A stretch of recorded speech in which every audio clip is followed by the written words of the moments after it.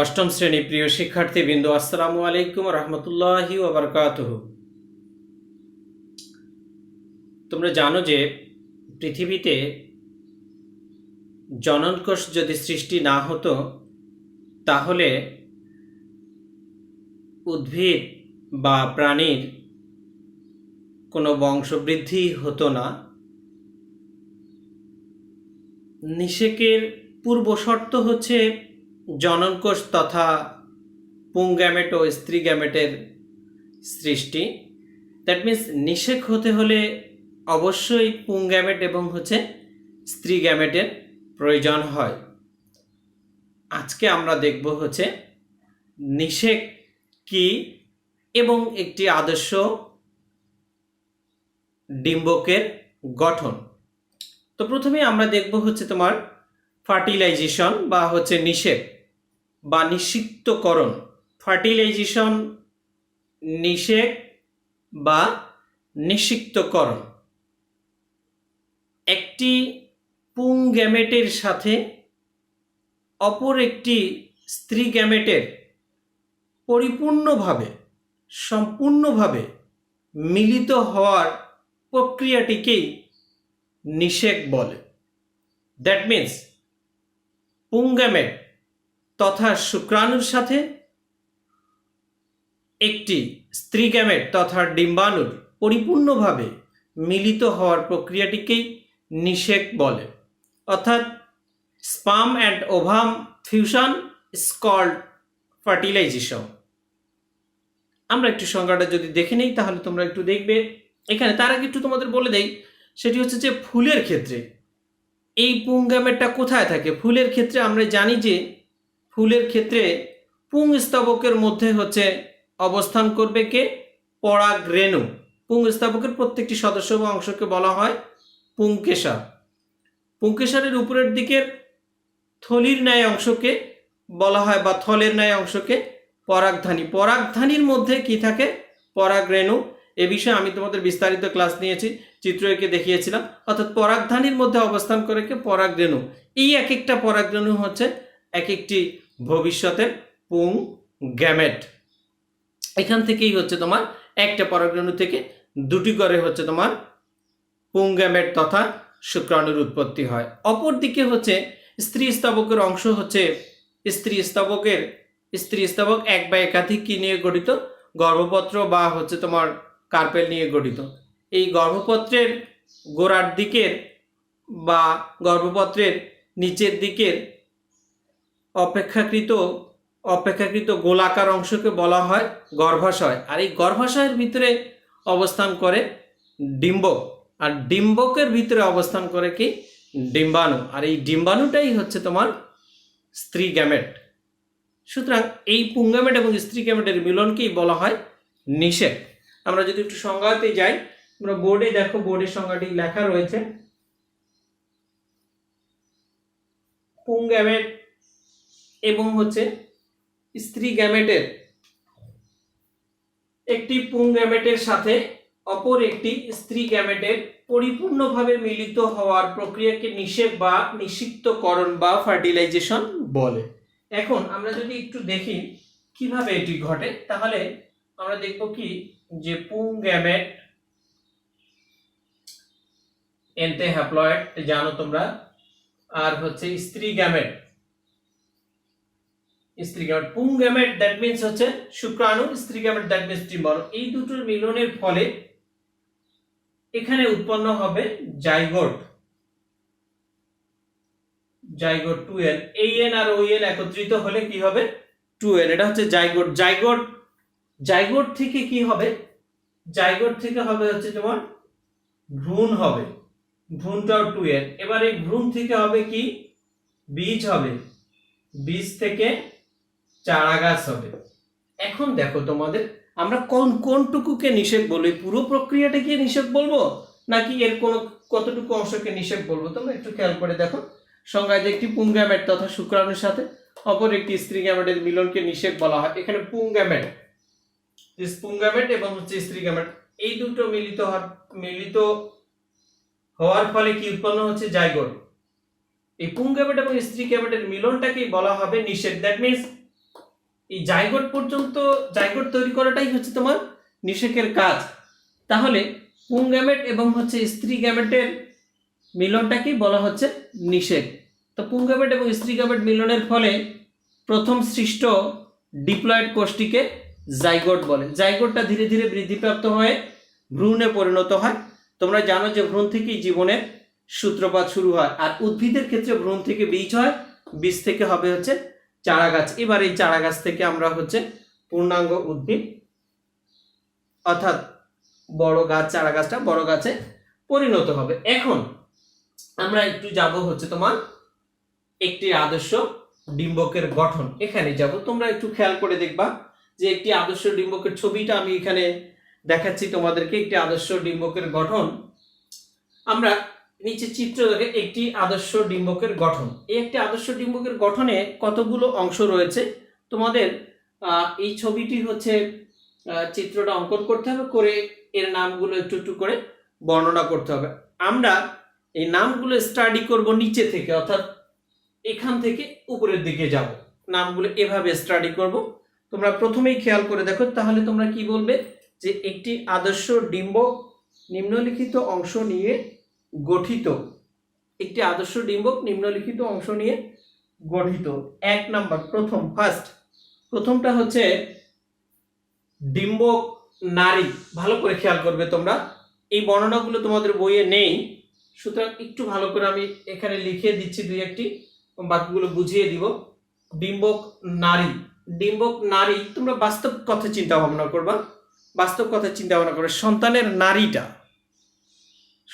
নারীটা ঠিক তেমনি ভাবে হচ্ছে তোমার ডিম্বকের নারীটা, নারী, ডিম্বক নারী। এই অংশটা তোমরা খেয়াল করে দেখো, এই যে অংশটা, এটা আমরা যদি ধরি যে এটা একটা বোটা, মনে করো ফুলের ক্ষেত্রে ধরো একটা ফুল মনে করো এভাবে সাজানো আছে, এটা ফুলের এইটা অংশটাকে কি বলা হয়? বৃন্ত বা বোটা। অর্থাৎ এই ফুলটা হচ্ছে এই বোটার উপরে এখানে কি থাকে? এখানে থ্যালামাস বা হচ্ছে পুষ্পাক্ষ থাকে, আর এই যে বোটা, এটাকে বলা হচ্ছে বোটা। তো এই ফুলের এই অংশটাকে বলা হচ্ছে বোটা। ঠিক তেমনি ভাবে এই ডিম্বকের ক্ষেত্রে এই অংশটা হচ্ছে অনেকটা দেখতে কিসের ন্যায়? বোটার ন্যায়। এটা যেমন হচ্ছে ফুলটাকে ধরে রেখেছে, ঠিক তেমনি ভাবে মনে হচ্ছে যে এই নাড়িটা এইটাকে ধরে রেখেছে, এটা অনেকটা হচ্ছে তোমার বোটার ন্যায়। এই জন্য এর একটু সংজ্ঞাটাতে তোমরা দেখো যে ডিম্বক নাড়ি এর ইংরেজিটা হচ্ছে ফিউনিকুলাস। ডিম্বকের বোটার ন্যায় অংশকে ডিম্বক নাড়ি বলে। এইটা ডিম্বকের বোটার ন্যায় অংশকে ডিম্বক নাড়ি বলে। এখন আমরা ঠিক তারপরে টানবো ডিম্বক নারীর পরে ডিম্বক নাভি। তোমরা যেটা জিনিসটা এখানে খেয়াল করবে যে এই ডিম্বক নারীটা কোন কোন জায়গায় হচ্ছে আছে, ডিম্বক নারীটা কোথায় অবস্থান করতেছে। ডিম্বক নারীটা এখানে তোমরা খেয়াল করতে, এটা এখান থেকে হচ্ছে তোমার এখানে যাওয়ার পর কার সাথে যুক্ত হচ্ছে? ডিম্বক ত্বকের সাথে।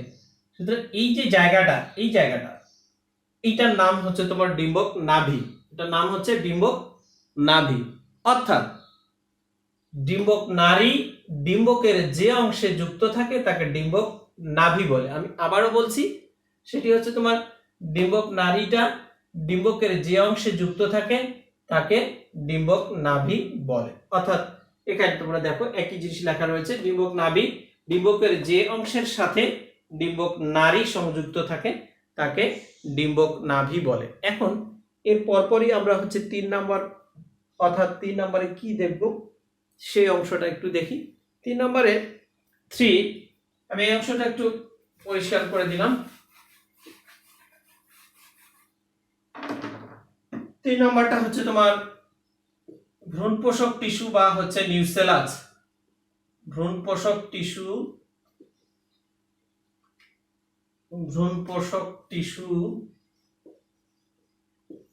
বা এর ইংরেজি হচ্ছে নিউসেলাস।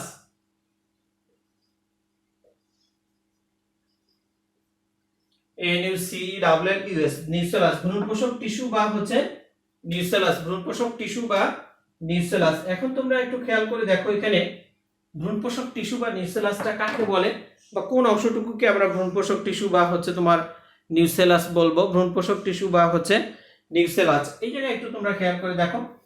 এখানে যে এই কতগুলো ছোট ছোট ছোট ছোট ছোট ছোট সেল দেখা যাচ্ছে এখানে, এই কোষগুলো, এই ছোট ছোট কোষগুলো, এই ছোট ছোট কোষগুলো, এই চতুর্দিক ঘিরে যে কোষগুলো রয়েছে এগুলো, অর্থাৎ এই সেলগুলো কথা বলছি আমি, এই সেলগুলো, এই কোষগুলো, এই কোষগুলো কাকে ঘিরে রয়েছে? এই কোষগুলো ঘিরে রয়েছে ভ্রূণথলিটাকে ঘিরে রয়েছে। ভ্রূণথলি, এইটা হচ্ছে ভ্রূণথলি,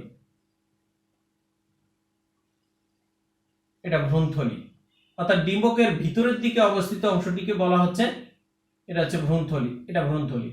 এখন তোমরা এখানে একটু খেয়াল করে দেখো যে এই ভ্রূণথলির বাইরের দিকে অবস্থিত, ভ্রূণথলির বাইরের দিকে অবস্থিত কোষগুলোকে একত্রে ভ্রূণপোষক টিস্যু বলে। এটা ভ্রূণথলি, এটা ভ্রূণথলি, এই জায়গাটা হচ্ছে তোমার ভ্রূণথলি, যেটা দেখালাম, এটা ভ্রূণথলি। তো ভ্রূণথলির বাহিরের দিকে, ভ্রূণথলি, এটা ভ্রূণথলি, এটা ভ্রূণথলি, ভ্রূণথলির বাহিরের দিকে অবস্থিত কোষগুলো, এই কোষগুলোকে, এই সেলগুলোকে, ভ্রূণথলির বাহিরের দিকে অবস্থিত কোষগুলোকে একত্রে বলা হয় ভ্রূণপোষক টিস্যু বা নিউসেলাস। কেন এটাকে ভ্রূণপোষক টিস্যু বলা হচ্ছে? পোষক কথাটার অর্থ তোমরা জানো যে পুষে রাখা, পুষে রাখা, দ্যাট মিন্স কি, অর্থাৎ তাকে হচ্ছে তোমার ঘিরে আছে। কাকে ঘিরে আছে? ভ্রূণথলিকে ঘিরে। ভ্রূণথলিকে ঘিরে কি অবস্থান করতেছে? ভ্রূণপোষক টিস্যু। দ্যাট মিন্স এই জন্য আমরা এই সংজ্ঞাটাতে বলবো যে ভ্রূণথলিকে, এই যে ভ্রূণথলি, ভ্রূণথলিটা, ভ্রূণথলিকে ঘিরে, এই যে ভ্রূণথলি, ভ্রূণথলিকে ঘিরে অবস্থিত, ভ্রূণথলিকে ঘিরে অবস্থিত কোষগুলোকে বলা হয় হচ্ছে তোমার ভ্রূণপোষক টিস্যু। দ্যাট মিন্স এই যে এই কোষগুলো, এখানে যে ছোট ছোট ছোট ছোট ছোট ছোট অনেকগুলো কোষ রয়েছে চতুর্দিক ঘিরে, এই কোষগুলোর নাম হচ্ছে ভ্রূণপোষক টিস্যু। অর্থাৎ ভ্রূণথলিকে ঘিরে অবস্থিত কতগুলো কোষকে একত্রে বলা হয় ভ্রূণপোষক টিস্যু বা নিউসেলাস। এই ভ্রূণপোষক টিস্যু বা নিউসেলাস ভ্রূণথলিকে চারিদিকে ঘিরে রাখে। দেন আমরা আসবো হচ্ছে তোমার ডিম্বক রন্ধ্র। তারপরে 4 নাম্বারটা হচ্ছে ডিম্বক রন্ধ্র। ডিম্বক রন্ধ্র, মাইক্রোপাইল। মাইক্রোপাইল, মাইক্রো কথার অর্থ হচ্ছে ছিদ্র, আর এই পাইল কথাটা বলতে বোঝায় হচ্ছে তোমার, মাইক্রো কথার অর্থ বলতে, মাইক্রো কথার অর্থ হচ্ছে ছোট বা ক্ষুদ্র, পাইল অর্থাৎ কথাটার অর্থ হচ্ছে তোমার রন্ধ্র, অর্থাৎ ছোট্ট একটা ছিদ্রপথ। ডিম্বক রন্ধ্র, খেয়াল করে দেখো তোমরা এখানে এই অংশটুকু ডিম্বকের কাছাকাছি, এটা দিস ইজ ডিম্বক, ডিম্বাণু। এই যে বড় কোষটা হচ্ছে তোমার, এই বড় কোষটা ডিম্বাণু, ডিম্বাণুর কাছাকাছি, ডিম্বাণুর কাছাকাছি অবস্থিত ছিদ্রপথকে বলা হয় ডিম্বক রন্ধ্র। ডিম্বাণুর কাছাকাছি অবস্থিত ছিদ্রপথকে বলা হয় হচ্ছে ডিম্বক রন্ধ্র। এই যে ডিম্বাণুর কাছাকাছি অবস্থিত ছিদ্রপথটাকে বলা হচ্ছে ডিম্বক রন্ধ্র। এই ছিদ্রপথে কি হবে? এই ছিদ্রপথটা কেন রয়েছে? এই ছিদ্রপথের কাজটা কি? এই ছিদ্রপথে, এই ছিদ্রপথের কাজ হচ্ছে এই ছিদ্রপথটা দিয়ে পুংগ্যামেট প্রবেশ করবে, অর্থাৎ এই ছিদ্রপথটা দিয়ে পুংগ্যামেটটা প্রবেশ করবে। ডিম্বক রন্ধ্রটা দিয়ে হচ্ছে তোমার পুংগ্যামেট প্রবেশ করে কার সাথে মিলিত হবে? গিয়ে হচ্ছে তোমার ডিম্বাণুর সাথে মিলিত হবে। তাহলে আমরা এখানে ডিম্বক রন্ধ্র কাকে বলবো? ডিম্বক রন্ধ্র বলবো যে ডিম্বাণু, এই যে ডিম্বাণু, ডিম্বাণুর নিকটবর্তী অবস্থিত, ডিম্বাণুর নিকটবর্তী অবস্থিত ছোট ছিদ্রপথকে বলা হচ্ছে ডিম্বক রন্ধ্র। এটি দিয়ে পুংগ্যামেট ডিম্বাণুর সাথে মিলিত হয়, এটি দিয়ে পুংগ্যামেট প্রবেশ করে ডিম্বাণুর সাথে মিলিত হয়। দেন আমরা আসবো একটু হচ্ছে তোমার ডিম্বক ত্বকটা। ডিম্বক ত্বক 5 নাম্বারটা হচ্ছে তোমার ডিম্বক ত্বক। ডিম্বক ত্বক ইন্টিগুমেন্ট, ডিম্বক ত্বক। এখন এখানে তোমরা একটু খেয়াল করে দেখো ডিম্বক ত্বকটা, ডিম্বক ত্বকটা তাহলে তোমরা কি বলবো? যে ডিম্বকের চারিদিকে ঘিরে যে দ্বিস্তর বিশিষ্ট আবরণ বা পর্দা থাকে, ডিম্বকের চারিদিকে ঘিরে যে দ্বিস্তর বিশিষ্ট আবরণ বা পর্দা থাকে, যেটা আমি দেখাচ্ছি, এটা হচ্ছে ডিম্বক ত্বক। তাহলে এটা এদিকেও রয়েছে, অর্থাৎ এই যে একটা স্তর, এই একটা স্তর, ওই পাশেও এই যে একটা স্তর, এই একটা স্তর, অর্থাৎ ডিম্বকের চারিদিকে ঘিরে যে দ্বিস্তর বিশিষ্ট আবরণ বা পর্দা থাকে, ডিম্বকের চারিদিকে ঘিরে যে দ্বিস্তর বিশিষ্ট আবরণ বা পর্দা থাকে, এই দ্বিস্তর বিশিষ্ট আবরণ বা পর্দাটিকে বলা হচ্ছে ডিম্বক ত্বক। তো বাহিরের দিকের আবরণটাকে বলা হবে হচ্ছে তোমার বহিত্বক, বাইরের দিকের যেটা হচ্ছে আবরণ থাকবে, এই যে এটা বাইরের দিকের আবরণটা এটা বহিতক, আর ভিতরের দিকের আবরণটাকে বলা হচ্ছে অন্ততক। আমি আবারও বলছি, সেটি হচ্ছে যে ভ্রূণপোষক টিস্যুর চারিদিকে ঘিরে, ভ্রূণপোষক টিস্যুর চারিদিকে ঘিরে যে দুই স্তর বিশিষ্ট আবরণ বা পর্দা থাকে তাকে ডিম্বক ত্বক বলে। অথবা এভাবে বললেও হবে যে ডিম্বকের চারিদিকে ঘিরে যে দুই স্তর বিশিষ্ট আবরণ বা ত্বক থাকে তাকে বলা হচ্ছে ডিম্বক ত্বক। ডিম্বক ত্বকের বাইরের অংশকে বলা হয় বহিত্বক, আর ভিতরের অংশটাকে বলা হচ্ছে তোমার অন্তত্বক। এটা হচ্ছে বহিত্বক, আর এই ভিতরের দিকের এই অংশটা হচ্ছে অন্তত্বক। সুতরাং এই দুটোকে মিলে একত্রে বলা হবে কি? ডিম্বক ত্বক।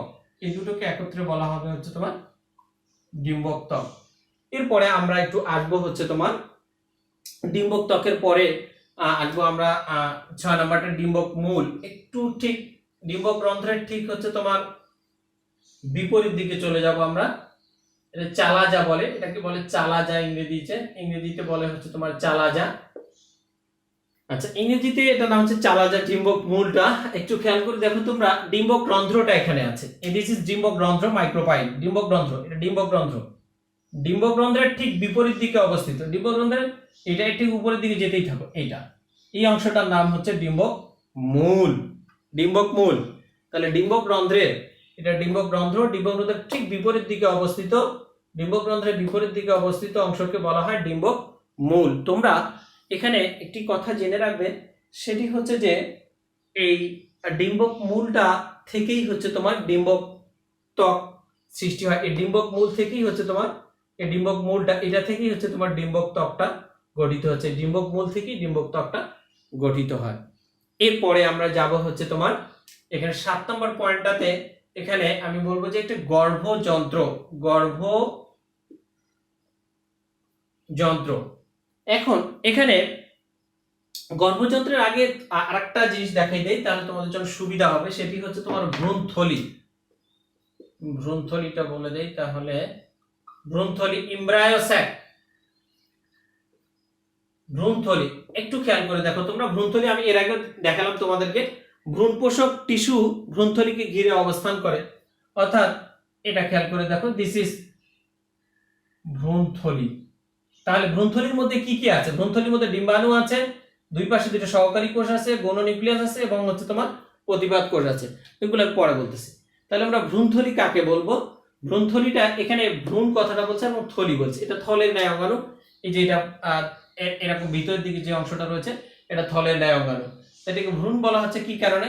এটা থলের ন্যায় অঙ্গাণু, এই জন্য নাম হচ্ছে থলি, অর্থাৎ থলের মতো দেখতে, এই জন্য হচ্ছে থলি। আর এখানে এই যে ডিম্বাণুটা অবস্থান করে, এই ডিম্বাণুটা হচ্ছে তোমার, ডিম্বাণুটা কিসে পরিণত হয়? ভ্রূণে পরিণত হয়, ওই জন্য নাম হয়েছে তোমার হচ্ছে ভ্রূণথলি। সুতরাং ডিম্বাণুটা ভ্রূণে পরিণত হয়, এই জন্য এর নাম হচ্ছে তোমার ভ্রূণথলি। তাহলে আমরা যেটা বলবো যে ভ্রূণথলিটা কি?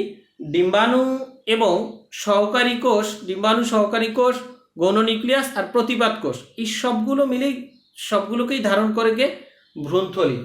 আর ভ্রূণথলির মধ্যে হচ্ছে কি কি থাকে সেটা আমরা একটু দেখি। ভ্রূণথলির মধ্যে কি কি আছে? তাহলে ভ্রূণথলির অংশগুলো আমি আলাদা করে যদি একটু দেখাই, ভ্রূণথলির মধ্যে কি কি আছে তোমরা ওখানে খেয়াল করো, দেখো যে ভ্রূণথলির মধ্যে ডিম্বাণু আছে, সহকারী কোষ আছে, তারপরে কি আছে?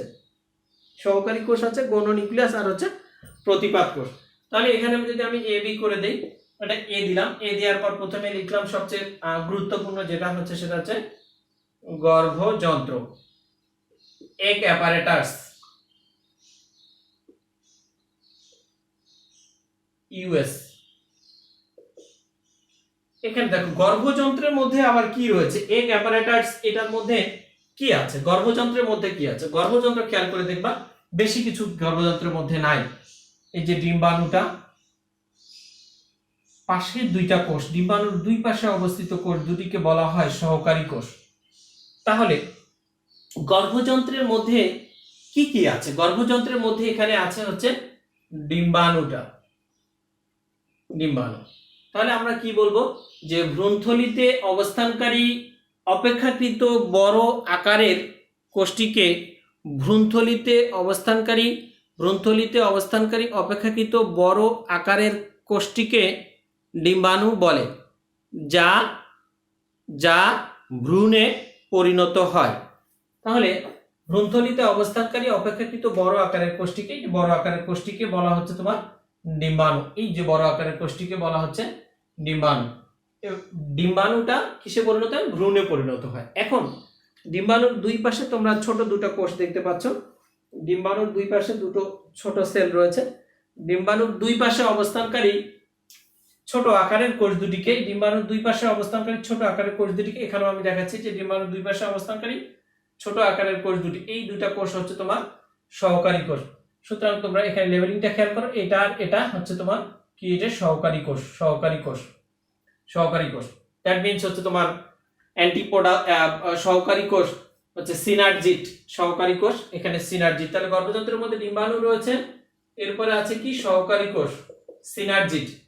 এরপরে আরেকটা অংশ, আরো দুটো নাম রয়েছে, সেটি তোমরা ঠিক ডিম্বাণুর বিপরীত দিকে চলে যাও। ডিম্বাণুর বিপরীত দিকে এটা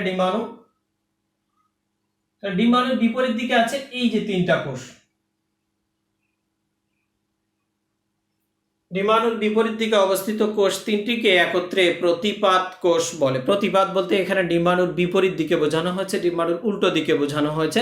ডিম্বাণুর বিপরীত দিকে অবস্থিত কোষ তিনটিকে, দিস ইজ ডিম্বাণু। এই ডিম্বাণুর বিপরীত দিকে অবস্থিত 1 2 3 এই তিনটা কোষকে আমি যদি এখানে দেখাই 1 2 3, তাহলে এই যে ডিম্বাণু এর বিপরীত দিকে অবস্থিত কোষ তিনটিকে একত্রে বলা হয় প্রতিপাদ কোষ। তাহলে এখানে আর কি রয়েছে? এখানে আর রয়েছে প্রতিপাদ কোষ। প্রতিপাদ কোষ দ্যাট মিন্স হচ্ছে অ্যান্টিপোডাল সেল, প্রতিপাদ কোষ বা হচ্ছে অ্যান্টিপোডাল সেল। এবার একটু মাঝখানে আসি, এখানে এই যে দুইটা কোষ রয়েছে, এই দুটো কোষ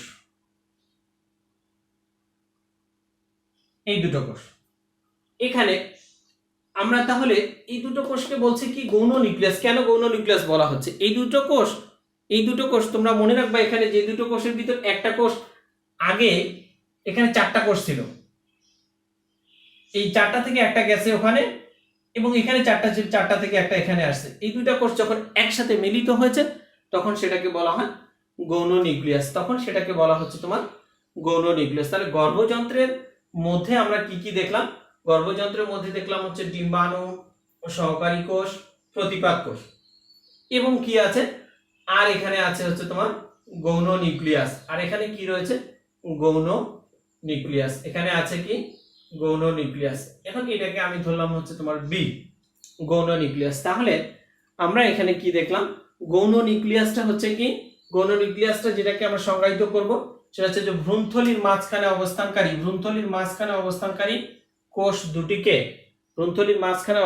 কোষ দুটিকে একত্রে গৌণ নিউক্লিয়াস বলে। তো এখান থেকে তোমাদের কি কোশ্চেনটা পরীক্ষায় আসবে? এই ছিল হচ্ছে তোমার একটি আদর্শ ডিম্বকের গঠন। শিক্ষার্থীরা, তোমাদের পরীক্ষায় কিভাবে কোশ্চেনটি আসে? সাধারণত দুই ভাবে আসে। একটি হচ্ছে যে একটি আদর্শ ডিম্বকের চিহ্নিত চিত্র অঙ্কন করো। যদি চিহ্নিত চিত্র আসে তাহলে তুমি শুধু এই ছবিটা আঁকায় এটার নামগুলো এভাবে লিখে দিবা। সবগুলো নাম তোমরা ডান দিকে লিখবা, আর নিচে লিখে দিবা চিত্র, structure of A typical ovule, অথবা হচ্ছে একটি আদর্শ ডিম্বকের গঠন, শুধু যদি চিহ্নিত চিত্র বলে। আর যদি বলে যে একটি আদর্শ ডিম্বকের গঠন, তাহলে তোমরা ছবিটা আঁকার পাশাপাশি এই নামগুলোর একটি বা দুটি করে সেন্টেন্স লেখার চেষ্টা করবে। পরবর্তী ক্লাসে আমি এই ডিম্বাণুর মাধ্যমে কিভাবে হচ্ছে তোমার নিষেক প্রক্রিয়াটি ঘটে থাকে বা নিষেক প্রক্রিয়াটি সম্পন্ন হয় সেটি নিয়ে আমি তোমাদের পরের ক্লাসটা নেব। আর সেই সময় পর্যন্ত তোমরা সবাই ভালো থাকো, সুস্থ থাকো। Wishing to good lakh.